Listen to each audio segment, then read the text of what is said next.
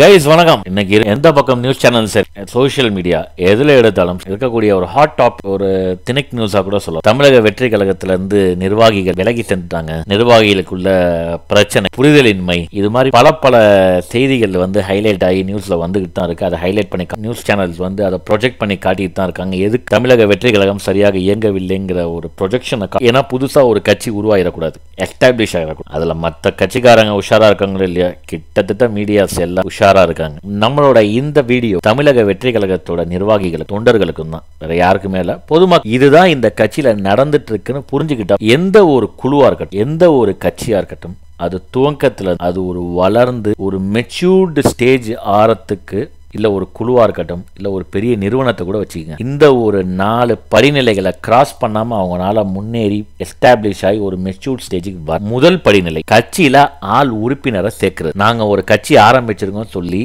ஒரு புது சித்தாந்தத்தோட தமிழக வெற்றி கழகம் எல்லா சித்தாந்தத்தையும் குழப்பி போட்டு அடிச்ச ஒரு கூட்டஞ்சோறு, அதை அக்செப்ட் பண்ணி பல பேர் கட்சியில சேர்றாங்க. முதல் படிநிலை மக்களை அட்ராக்ட் பண்றாங்க, நிர்வாகிகளை அட்ராக்ட் பண்றாங்க, நிர்வாகிகள் கட்சியில சேர்றாங்க, எந்த கட்சியும் சாராத பொதுமக்கள் கட்சியில உறுப்பினராக தங்களை இணைச்சி முதல் படிநிலை. அடுத்த படிநிலை கட்சியில சேர்ந்தவங்க எல்லாமே, நிர்வாகிகள் எல்லாமே கட்சி இப்படிதான் இயங்கணும்னு ஒரு எண்ணத்தையும் கருத்தையும் வெளிப்படுத்தும். இப்படி வெளிப்படுத்துறப்ப என்ன ஆகும்னா கட்சிக்குள்ள குழப்பங்கள், ஒரு பிரச்சனைகள், அடிமட்ட தொண்டனுக்கும் நிர்வாகி, அதற்கு மேல இருக்கக்கூடிய ஒவ்வொரு படிநிலையிலும் அவங்களுக்குள்ள ஒரு கான்ஃபிளிக்ஸ் மாவட்ட செயலாளர் பொதுச் செயலாளரை பார்த்து கேள்வி கேட்பார், என்னோட கருத்தை பொதுச் செயலாளர் கேட்ப, பொதுச் செயலாளர் தன்னிச்சையா முடிவெடுக்கிறான்னு ஏகப்பட்ட கான்ஃபிளிக்ஸ். இந்த படிநிலையே பிரச்சனைக்குரிய படி. இதுல அவங்களோட கருத்தை சொல்லுவாங்க, பல டிஃபரன்ஸ் ஆஃப் ஒப்பீனியன், கருத்து முரண்பாடு வரும், கட்சி புரிதல் இல்லாம விலகி செல்வாங்க. இந்த ஸ்டேஜில் கட்சியை விட்டு விலகி செல்றவங்க உண்மையிலுமே பரிதாபத்துக்குரியவங்க. ஏன்னா இது ஃபைனல் எண்ட் ரிசல்ட் என்னன்னு பார்க்காம, அதோட பலனை அனுபவிக்காமல், கட்சி அரசியல்னா என்னன்னு தெரியாமலே விலகி போ, அவங்கள பத்தி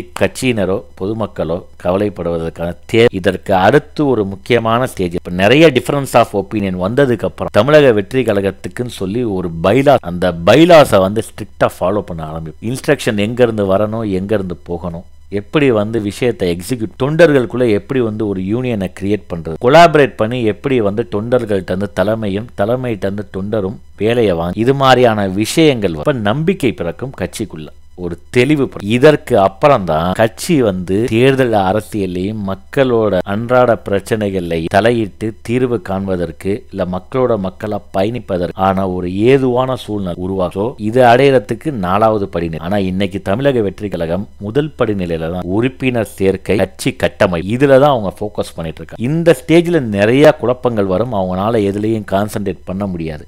அடுத்த அதுல இதை விட உச்சகட்டமா தமிழக வெற்றி கழகம் அந்த ஒரு படிநிலையை, அந்த உச்சகட்டமான கான்ஃபிளிக்ஸ், பிரச்சனை, கருத்து வேறுபாடு, கருத்து சூழ்நிலை, இதெல்லாம் கடந்து ஒரு தெளிவான நீரோட மாதிரியான ஒரு நிலையில அது பயணிக்க ஆரம்பிக்கிறப்பதான் அந்த கட்சி, அப்பதான் அவங்க ஆட்சி கட்டில நோக்கி வர முடியும். அதுக்காக தான் நம்ம முன்னாடியே தமிழக வெற்றி கழகத்துக்கு ஒரு அட்வைஸ் கொடுத்துருக்கோம். எவ்வளவு கூட்டணிக்குள்ள ஒரு கூட்டணி ஆட்சியில் அவங்களால அமைக்க முடியுது ஒரு ஷார்ட் பீரியட், அது கட்சிக்கு மிகுந்த பயனுள்ளதாக அமையும். நீங்க கட்சி கட்டமைப்புக்குன்னு ஒரு 10 வருஷத்தை உங்களால் ஸ்பெண்ட் பண்ண முடியும். இன்னைக்கு இருக்கக்கூடிய இளைஞர்கள் இன்ஸ்டன்ட் மேகி மாதிரி இன்ஸ்டன்ட் ரிசல்ட்டை எதிர்பார்க்கிறாங்க, இன்ஸ்டன்டா பவருக்கு வரணும்னு ஆசைப்படுறாங்க. ஸோ திரு விஜய் அவர்களும் சரி, தமிழக வெற்றி கழகம் சரி, இந்த 4 படிநிலையை முழுசாக உணர்ந்தார்கள்னா கண்டிப்பா அவங்களுக்குள்ளேயும் ஒரு குழப்பம் வராது, மக்களுக்கும் ஒரு தெளிவு கிடைக்கும். நன்றி, வணக்கம்.